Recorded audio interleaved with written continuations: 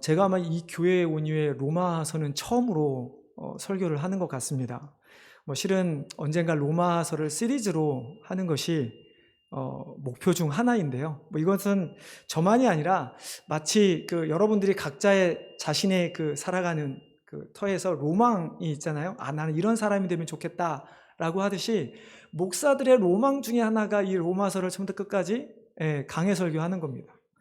왜 그러냐고 물으면 잘 모르겠어요. 근데 아마 많은 사람들이 하는 이야기는 이 로마서가 성경 전체 66권 중에 가장 기독교의 핵심을 가장 집약해 있고 가장 완성도가 높게 기록한 책이기 때문입니다.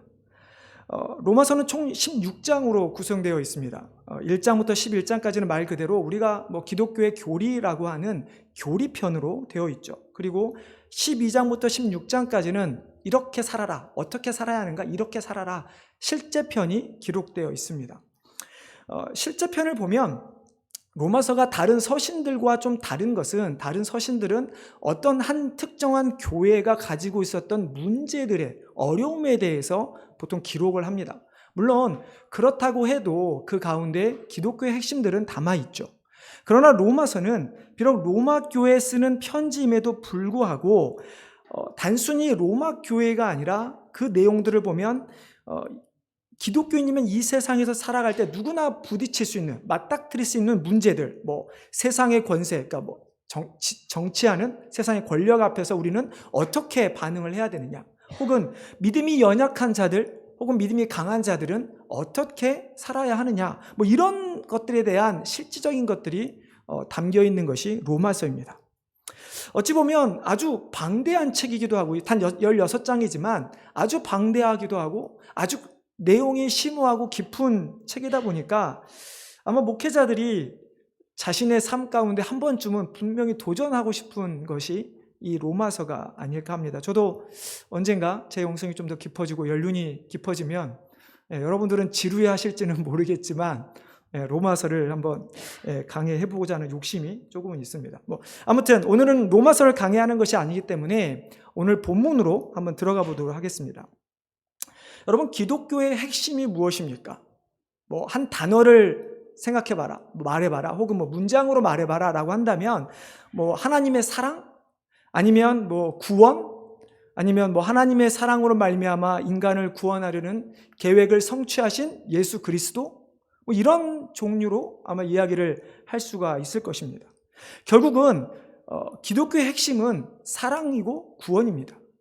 자, 우리가 어떻게 구원을 받습니까? 아까 말씀드렸지만 예수 그리스도를 믿음으로 말미암아 모든 자에게 미치는 하나님의 의 때문에 우리는 구원을 받습니다. 오늘 우리가 읽은 본문에 나오는 내용이죠. 그래서 오늘 설교의 제목을 믿음으로 말미암아라는 제목으로 지었습니다. 그래서 오늘은 우리가 구원에 대하여 실은 그리고 성화에 대해서 조금은 더 좀 살펴보고자 합니다. 자, 다시 질문을 드려보겠습니다. 기독교는 어떤 종교입니까? 기독교의 목적은 무엇입니까? 여러분이 예수 그리스도를 믿는 이유가 무엇이냐 하는 질문입니다. 우리가 예수 그리스도를 믿는 것은 이 땅에서 잘 살기 위함이 아니라 계속해서 말씀드리는 것처럼 바로 구원입니다. 죄인인 우리가 하나님의 은혜로 예수 그리스도를 믿음으로 말미암아 의롭게 되었다, 하나님의 자녀가 되었다, 하나님의 영원한 하나님의 나라에 살게 되었다 라고 하는 것이 우리가 예수 그리스도를 믿는 이유이며 기독교의 핵심이죠. 자, 방금 여러분이 말씀드린 우리가 죄인이지만 하나님의 은혜 때문에 예수 그리스도를 말미암아 구원을 받았다고 하는 이 명제가 우리가 사실인가를 우리는 생각해 봐야 합니다. 우리는 정말 죄인인가? 그것이 정말 하나님의 은혜인가? 예수 그리스도로 말미암아 어떻게 이루어지는가에 대한 것들을 생각해 봐야 하는 것이죠. 자, 그렇다고 한다면 우리가 구원을 이야기할 때 우리는 어디에서부터 출발을 해야 할까요? 대체 어디서부터 우리가 구원에 대해서 이야기를 해야 할까요? 하나님의 입장에서 보면 구원은 말 그대로 하나님의 주권적 섭리에서 시작됩니다. 그렇죠? 하나님이 이 세상을 만드시기 전부터 이 모든 구원의 역사를 계획하셨고 실제로 실행하셨고 그리고 마지막에 그것을 하셨습니다. 이게 하나님의 입장에서 본 구원입니다. 자, 그러면 우리는 하나님의 입장이 아닌 우리 인간의 입장에서 이 구원의 시작을 해서 어떻게 끝나는지를 생각해 봐야 하는 것이죠. 여러분, 첫 번째로 우리가 구원에 대해 이해할 때 인간의 입장에서 무엇을 알아야 하는가? 우리가 죄인이라는 것에서 우리는 시작해야 합니다. 여러분, 27절 말씀을 한번 다 같이 읽어보겠습니다. 27절입니다. 자, 시작.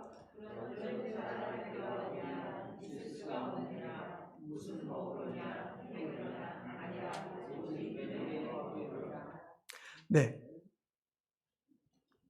자, 죄송합니다. 제가 여러분에게 좀 잘못된 걸 드린 것 같은데요. 우리가 하나님께서 우리에게 말씀하신 거는 3장 27절이 아니었네요. 죄송합니다. 모든 사람이 죄를 범하였으며 하나님의 영광에 이르지 못하였다라는 성경 구절이 있습니다. 자, 기본적으로 우리는 23절 말씀이었네요. 우리는 모든 사람이 죄를 범하였다라는 것에서 시작을 하게 됩니다. 자, 모든 사람이 죄를 범하였다는 것이 무슨 뜻입니까? 모든 사람이 죄를 범하였다라고 하는 것은 말 그대로 과거에 존재했고 지금도 우리가 살아가고 있는 우리나 미래에 존재하게 되는 모든 사람, 또 어느 나라든 어느 언어를 쓰든 어느 문화에 있는 사람이든 우리 피부 색깔이 어떻든 상관없이 우리는 다 죄인이라는 것이죠. 그럼 우리는 이것을 성경을 통해서 증명을 해봐야 합니다. 어떻게 모든 사람이 죄인인 것인가? 자, 유대인의 관점에서 보면 자신들이 아닌 모든 사람들은 죄인입니다. 그렇죠? 바울은 에베소서 2장에서 이렇게 이야기합니다. 자, 그러므로 생각하라. 너희는 그때 육체로는 이방인이요 손으로 육체에 행한 할례를 받은 무리라 칭하는 자들로부터 할례를 받지 않는 무리라 칭함을 받는 자들이라. 그때의 너희는 그리스도 밖에 있었고 이스라엘 나라 밖의 사람이라. 약속의 언약들에 대하여는 외인이요 세상에서 소망이 없고 하나님도 없는 자이더니. 자, 바울이 이야기하는 것이 무엇입니까? 바울은 에베소 교회 성도들 중에 특별히 이방인 기독교인들에게 하는 이야기입니다. 너희가 전에는 육체적으로, 실제적으로, 인종적으로 유대인이 아닌 이방인이다라고 이야기를 합니다. 뿐만 아니라 그들은 하나님의 선민인 유대인이 아니고 육체로 봐도 할례를 받지 않는, 그 당시에 할례를 받아야만 유대인에 들어갔기 때문에 할례를 받지 않는 너희들은 하나님의 언약 안에 들어오지 못한 자들, 버려진 자들, 죄인이라고 이야기를 하는 것이죠.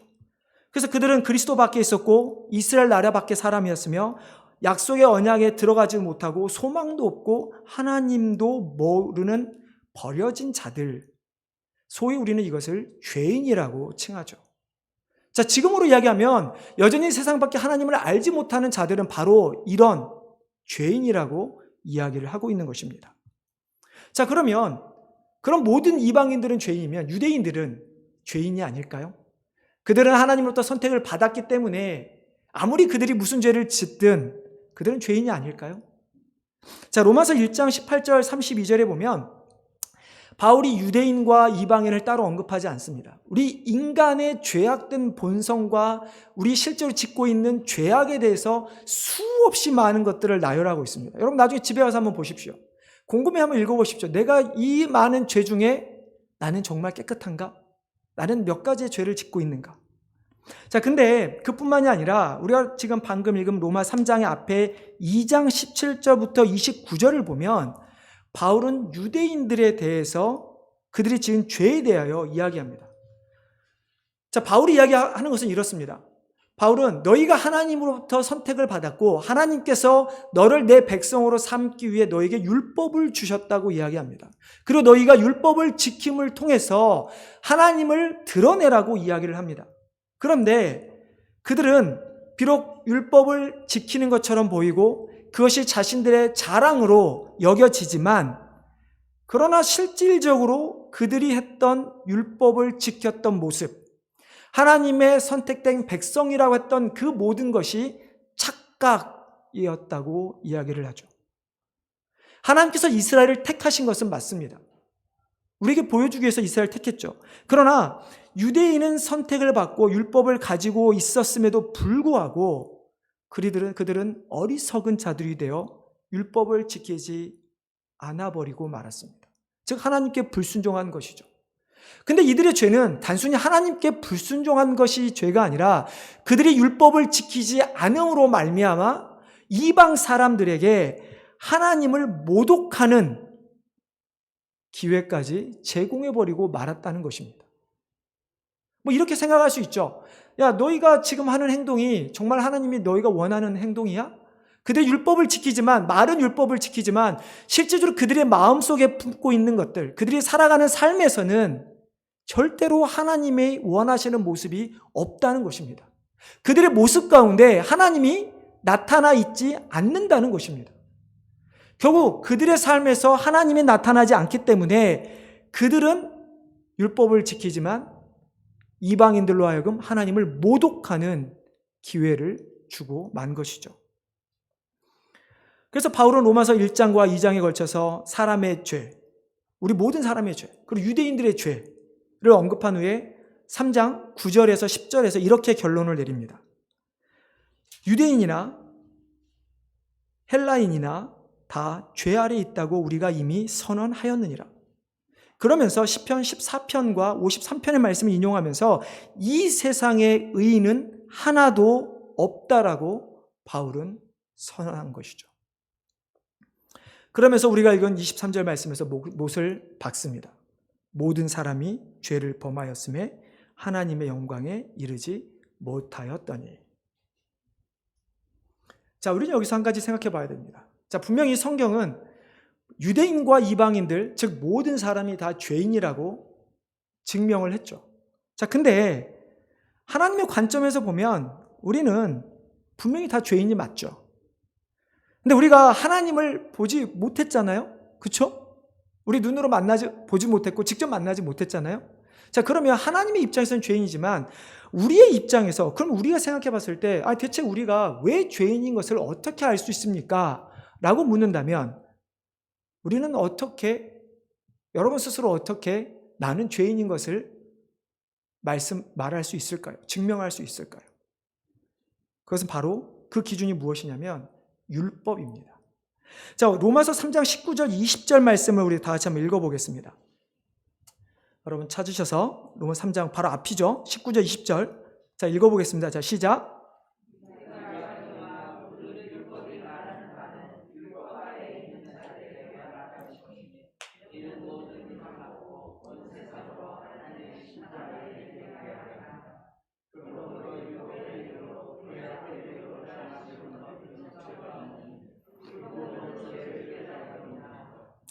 네, 율법의 기능을 가장 잘 설명하고 있는 구절입니다. 자, 율법이 어떻다고 합니까? 지금 방금 읽은 구절을 보면 율법은 모든 사람의 입을 막는다고 이야기합니다. 그리고 온 세상으로 하나님의 심판 아래에 있게 한다고 이야기하고 또한 죄를 깨닫게 한다고 바울은 우리에게 말씀하고 있죠. 자, 모든 사람의 입을 막는다라는 것은 무슨 말이냐면 동물의 입에 고삐를 채우듯이 사람의 입에 고삐를 채우는 겁니다. 즉 말을 하지 못하게 하는 것이죠. 자, 앞에서 무엇을 이야기했습니까? 유대인들은 자신들이 율법을 지키는 것을 자랑스러워했습니다. 근데 지금 바울은 너희가 율법을 정말로 안다면 그 율법은 결단코 너희에게 자랑하지 못하도록 입을 막는다라고 이야기를 합니다. 여러분, 근데 실질적으로 유대인들이 이 10계명, 계명을 지키기 위해서 한 노력을 보면 정말로 대단합니다. 우리의 상상을 초월합니다. 여러분, 히브리어 구전 율법, 즉 입으로 전해지는 율법이 있습니다. 미시나라고 하는 율법이 있는데요. 거기에 보면 안식일에 하지 말아야 할 39가지의 조항이 있습니다. 근데 이 유대인들은 그 39가지를 정해놓은 다음에 이거를 또 정말 쪼개서 세분화를 시켜요. 그래서 한 390개인가 몇 가지를 만들어 놓습니다. 예를 들면 이렇죠. 안식일에는 1km 이상 걸으면 안 됩니다. 안식일에 들고 갈 수 있는 무게는 한 잔 이상의 술을 넣으면 안 되고요. 저도 이건 좀 잘 이해가 안 가는 것 중에 하나인데 제비 한 마리에게 필요한 정도 이상의 우유를 가지고 다니면 안 됩니다. 예를 들어 그리고 상처에 바르는 필요한 정도 이상의 꿀을 들고 다니면 안 되고요. 심지어 알파벳 2자 이상을 쓸 수 있는 잉크와 펜을 만들 수 있는 갈대 정도만 들고 다닐 수 있어야만 하는 것이죠. 이처럼 이들은 정말로 다른 사람들이 보기에 최선을 다해 율법을 지켰던 사람들이었습니다. 그렇지만 여러분, 그렇게 눈에 보이는 우리가 주어진 그 계명만 지킨다고 우리가 죄인이 아닐까요? 다른 사람에게 화를 내는 것은 어떻습니까? 다른 사람을 보며 음욕을 품는 것은 어떻습니까? 다른 사람의 것을 부러워하며 그것을 탐낸 적은 없으십니까?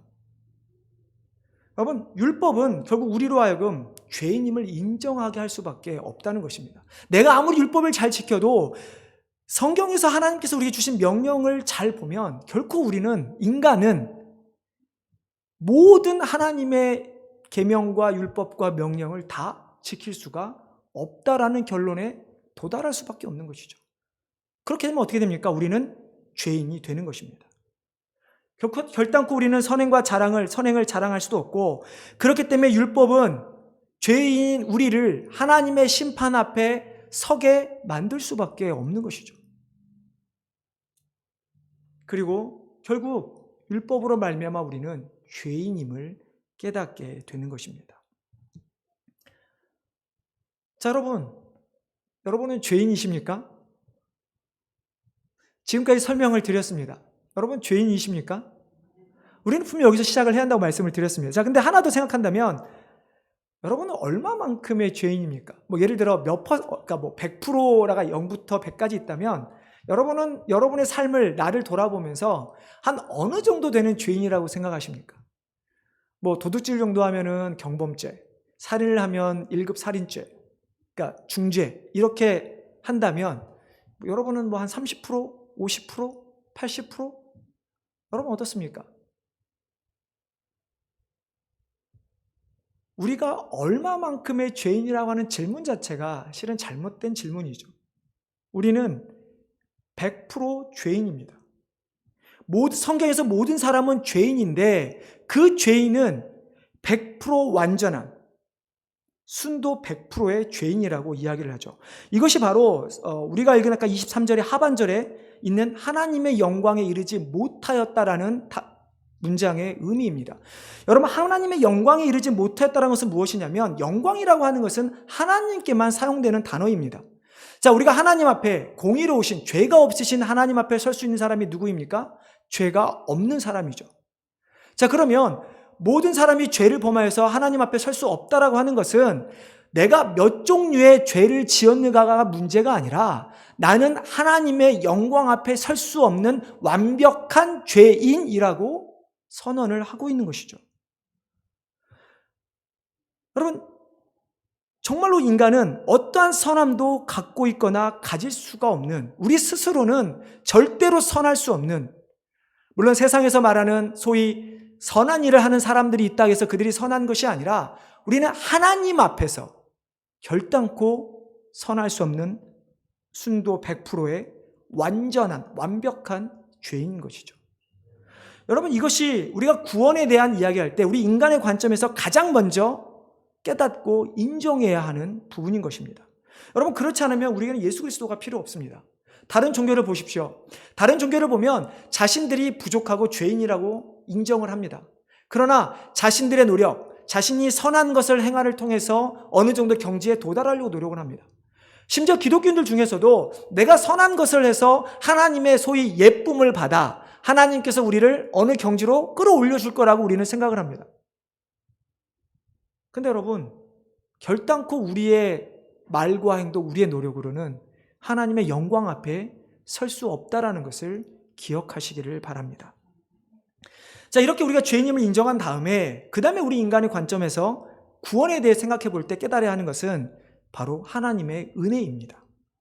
로마서 3장 19절에 보면 아까 우리 여러분 읽었죠? 율법에 의하면 모든 인간은 하나님의 심판을 받게 됩니다. 그리고 그 심판의 결과가 무엇입니까? 죽음이죠. 하나님께서 불순종한 아담에게 내린 심판이 죽음이었으니까요. 자, 우리가 순도 100% 죄인이라면 우리는 하나님의 심판에 절대로 심판을 피할 수가 없습니다. 인류는 이대로 소멸해 버릴 것이고 소멸한 이후에도 우리 인간은 영원한 형벌 가운데 머무르게 되는 것이죠. 그렇게 율법은 우리를 그 영원한 형벌의 길로 인도해 가고 있는 것입니다. 자, 근데 하나님께서는 우리를 너무나 사랑하셨다는 것입니다. 하나님께서 우리를 심판하시는 계획도 가지고 계셨지만 그와 동시에 하나님께서 우리를 살리려는 계획도 세우셨다는 것이죠. 바로 독생자 아들을 이 세상에 보내는 것이었습니다. 여러분 21절부터 26절의 내용을 잘 보면 인간이 어떻게 죄인이 아닌 의인이 되었는가를 우리에게 설명합니다. 자, 우리는 하나님 앞에서 완전한 죄인이라고 인정했죠. 자, 이것이 바로 하나님의 공의라고 하는 잣대 앞에서 본 우리의 모습입니다. 완전한 죄인. 그런데 하나님은 사랑의 하나님이셨습니다. 사랑의 하나님께서는 어떻게 하셔야 됩니까? 우리를 용서하셔야 합니다. 우리를 구원하셔야 합니다. 우리를 용서하시기 위해서 바로 예수 그리스도를, 자기의 아들을 화목제물로 삼으신 것이죠. 자, 그러면 우리가 하나님의 심판을 어떻게 피할 수 있습니까? 예수 그리스도를 믿음으로 말미암아 우리는 하나님의 심판을 피할 수 있게 되는 것입니다. 자, 율법은 아까 말씀처럼 우리의 죄를 깨닫게 합니다. 그리고 내가 죄를 깨달아지면 우리는 두려워하며 피할 수 없는 하나님의 심판 앞에 두렵고 떨 수밖에 없는 존재가 되는 것입니다. 그렇지만 우리가 예수 그리스도에 대한 것을 깨닫게 되면, 하나님의 사랑을 깨닫게 되면 우리는 그것 때문에 또 하나님의 의로운 자녀가 되는 것이죠. 자, 그런데 이런 단순한 우리가 잘 알고 있는 이 예수 그리스도를 믿음으로 죄인이 의인이 되었다라는 이 명제 안에 우리가 쉽게 놓치는 부분들이 있습니다. 우리 25절, 26절을 한번 같이 읽어보겠습니다. 그렇게 어렵진 않으시죠? 잘 따라오고 계시죠? 자, 25절, 26절 우리가 한번 같이 읽어보겠습니다. 자, 시작.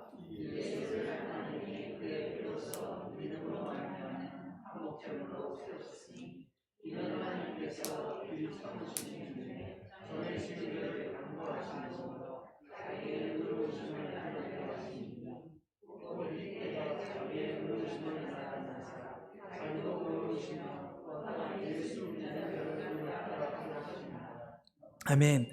자, 이 말씀 안에 아주 중요한, 우리가 반드시 잊지 말아야 될 것이 있습니다. 자, 그것은 바로 우리가 예수님을 믿음으로 말미암아 실제로 우리가 더 이상 죄인이 아닌 의인이 되었다는 것이 아닙니다. 자, 구속의 단계 중에 칭의라는 말이 있습니다. justification이라는 말이 있는데 그것이 무슨 뜻입니까? 하나님께서 우리를 의롭다 여기신다는 것이지 우리가 의인이 되었다라는 것이 아닙니다. 자, 25절에 보면 예수 그리스도의 피로 말미암아 하나님께서는 우리가 전에 지은 죄를 간과하시겠다고 말씀합니다. 즉, 간과라고 말은 참다라는 말도 있고요. 아니면 더 이상 내가 관여치 않고 넘어가겠다. 그래, 봐줄게. 이런 의미가 간과라는 의미죠. 자, 하나님께서는 인간이 지은 죄로 말미암아 반드시 인간을 심판하시겠다고 하시면서도 그냥 넘어가겠다고 말씀합니다. 그러면 어떻게 이게 가능할까요? 아니, 인간이 죄를 범했으면 심판을 받아야죠. 그렇지 않습니까? 근데 하나님께서는 넘어가시겠다고 이야기를 하는 것입니다. 자, 26절을 보면 하나님께서 예수 그리스도로 말미암아 자신의 의를 나타내실 뿐만 아니라 하나님의 의로우시며 또한 예수 그리스도를 믿는 자들을 의롭다 하려 하시겠다라고 이야기를 하죠. 자, 우리는 예수님을 믿기 전에도 죄인이었고 예수님을 믿고 난 이후에도 우리는 죄인입니다. 자, 그러나 하나님께서는 우리를 예수 믿기 전과 후를 다른 죄인으로 취급하신다는 것입니다. 자, 예수를 믿지 않는 자들은, 죄인들은 어떻게 됩니까? 하나님이 심판하시죠. 죽음의 영원한 형벌에 들어갑니다. 그러나 예수를 믿는 죄인들은 영원한 형벌이 아닌 의인으로 칭해 주시겠다라는 것이죠. 말을 제가 막 계속 꼬는 것처럼 들릴지 모르겠지만, 자, 결국 예수님을 믿는 우리들은 여전히 죄인이지만 하나님께서는 우리의 선한 행동, 우리의 선한 말, 우리의 신앙의 모습 때문이 아니라 우리가 믿는 예수 그리스도, 우리의 속에 있는 더러움이 아닌 우리가 덧입은 예수 그리스도라는 그 예수 그리스도를 보시고 너희의 죄를 간과하시겠다, 너희를 의인 삼아 주시겠다고 말씀하고 있는 것입니다. 예수님께서는 우리는 예수 그리스도를 덧입고 있는 것입니다. 여전히 우리의 본성은 죄라는 것에서 변하지 않습니다. 그러나 하나님께서는 우리 안에 있는 죄를 보시는 것이 아니라 우리가 믿음으로 말미암아 덧입는 예수 그리스도를 보시겠다고 하신 것이죠. 자, 그렇다면 이제 마지막으로 우리가 생각하는 것은, 자, 우리 이렇게 죄인이었고 하나님의 은혜로 예수 그리스도의 믿음으로 구원을 받았습니다. 그러면 이후에 우리는 어떻게 살아가야 하는가 하는 것이죠. 자, 바로 우리는 우리 인간의 입장에서 성화에 대해서 우리는 생각해 봐야 합니다. 우리는 반드시 이 땅에서 성화의 과정을 거쳐야만 합니다. 이것은 선택이 아닙니다. 자, 우리가 혼동하지 말아야 할 것이 칭의와 성화입니다. 솔직히 헷갈릴 것은 없죠. 칭의는 의롭다 하심을 얻는 것이고, 성화는 내가 거룩하게 되어지는 것이죠. 자, 근데 이 두 가지를 혼동하지는 말아야 하지만 가끔 혼동하는 경우가 있습니다. 자, 우리가 혼동하지 말아야 한다는 것은 칭의를 받기 전에 우리의 행동, 우리의 모습, 그리고 칭의 이후에 성화의 과정을 걸어가는 우리의 행동에, 우리의 모습에 차이가 있다는 것이죠. 여러분, 칭의를 받기 전에는 어떻습니까? 우리가 예수를 믿기 전에 우리의 행동은 어떻습니까? 우리의 인간에게는 결코 선한 것이 하나도 없습니다. 단순히 어려운 사람을 돕고 가진 것을 사회에 환원하고 나라를 위해 싸우는 것이 선하다고 말할 수 없다는 것입니다. 왜냐하면 아까 말씀처럼 우리가 하나님 앞에서 우리는 죄인이기 때문에 우리가 착한 일을 했다 그래서 그것이 하나님 앞에 선한 행위, 선행이라고 말할 수가 없는 것이죠. 자, 하나님의 관점에서 보면 우리가 무엇을 하든 다 선행이 아니라 악행이 되는 것입니다. 또한 우리가 의롭다함을 얻은 후에 성화의 과정 가운데 우리에 있는 선행은 어떻습니까? 우리가 성화 이후에 우리의 그 선행을 통해서도, 그러니까 예수 그리스도를 믿은 이후에 우리의 선행을 통해서도 우리가 이것을 구원을 얻기 위해서, 마치 구원의 확신을 갖기 위해서 하는 행동으로 오해해서도 안 됩니다. 구원을 주시는 분도 구원에 대한 확신을 갖게 하는 것도 하나님이신 거지 우리의 선행이 결코 아니라는 것입니다. 그래서 성경은 이야기하죠. 우리가 죄인 되었을 때 하나님께서는 우리의 모든 죄를 자신의 아들에게 담당시키셨다고 이야기를 합니다. 자, 그렇다면 이제 우리가 칭의 이후 성화의 과정 가운데 우리가 하는 행동이 무엇인가 하는 것이죠. 우리의 행동은 구원을 얻기 위한 것이 아니라 구원을 받은 자로서 예수 그리스도를 닮아가는 것이 바로 성화의 과정이 되는 것입니다. 자, 그렇게 우리가 받은 구원도 하나님의 은혜를 통하여 믿음으로 말미암아 받았기에 바울은 자랑할 것이 없다고 이야기합니다. 자, 그렇다고 한다면 우리가 성화의 과정을 걷는 것 가운데 우리가 구원을 받은 이후에 하는 선한 행위도 누구에게 칭찬을 받기 위한 것이 아니라 하나님의 영광을 나타내기 위한 것이고 하나님으로부터 칭찬을 받는 목적이 되어야 하는 것이지, 누군가를 위해, 교회를 잘 세상에 보이기 위해 하는 행동이 되어서는 결코 안 된다는 것이죠. 유대인과 헬라인, 즉 모든 사람은 죄인입니다. 그리고 죄인은 하나님의 은혜로 허락된 예수 그리스도를 믿어야만 구원을 받을 수가 있습니다. 그리고 그 하나님은 유대인뿐만 아니라 헬라인, 모든 이방인, 모든 사람을 죄인으로 규정하신 이후에 또한 유대인만이 아닌 모든 사람을 위해 예수 그리스도를 허락하셨고 그분을 믿는 모든 자들에게는 구원을 허락하셨죠. 하나님은 할례도 세례도 우리의 선한 행실과 말이 아닌 오직 예수 그리스도를 믿는 믿음으로 말미암아서만 우리는 구원을 받을 수가 있는 것이고 하나님께서 우리를 의롭다 칭해 주시는 것이죠. 자, 이제 우리는 성도이자 교회인 우리는 믿음으로 말미암아 구원을 받았다면 이제 믿음으로 세상을 살아가야 합니다. 요즘 세상을 보면 참 어렵죠. 정말 끝날 것 같았던 코로나가 더 기승을 부리고 있습니다.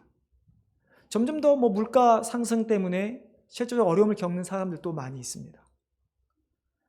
뿐만 아니라 여러분 뉴스들 계속 보시면 알겠지만 수많은 자연재해와 전쟁 가운데 놓인 사람들도 있습니다. 성공해주지 않으면 인정하지 않는 세상에서 살아가는 우리들이기 때문에 정말 성공의 그 목표를 가지고 살아가는 우리들의 삶이 있습니다. 이 가운데 우리가 해야 하는 것은 그저 눈에 보이는 대로 받아들이고 우리가 가진 생각으로 판단하는 것이 아니라 우리는 이 세상을 믿음의 눈으로 바라봐야 하는 것이죠. 그리고 믿음으로 실천하며 살아야 하는 것입니다. 우리가 성화 이후에 우리의 모습 여전히 죄인입니다. 그렇기 때문에 우리는 죄를 지으면 회개하는 것입니다. 그러나 그 회개는 구원에 이르는 회개가 아니라 예수 그리스도를 닮아가지 못하는 나의 모습을, 하나님께 영광 돌리지 못하는 우리의 모습을 회개하는 것이죠. 우리가 비록 세상에 말하는 가치에 도달하지 못한다 하더라도, 세상에 말하는 성공에 도달하지 못한다 하더라도 우리가 믿음으로 말미암아 구원을 받고 믿음으로 말미암아 살아간다면 하나님께서는 우리를 가장 좋은 것으로 주실 것이고, 우리에게 가장 우리가 듣고자 하는 호칭인 하나님의 자녀라고 하는 호칭을 우리에게 주신다는 것입니다. 여러분, 이것이 바로 우리가 이 땅에서 살아가는 이유이며 살아갈 수 있는 이유이기도 하는 것이죠. 오늘 조금은 어려운 이야기를 나눴습니다. 우리 하나님 입장에서 마땅히 우리가 구원받는 것이 마땅하다라고 생각할 것이 아니라 조금은 한 번쯤은 우리의 모습에서, 우리의 관점에서 구원을 바라봤을 때 정말 하나님의 은혜가 얼마나 큰지를 깨달으시기를 바랍니다.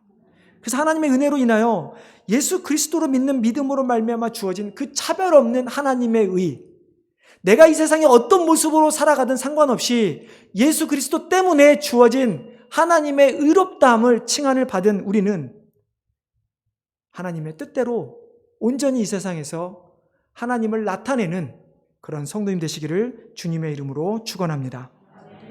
기도하겠습니다.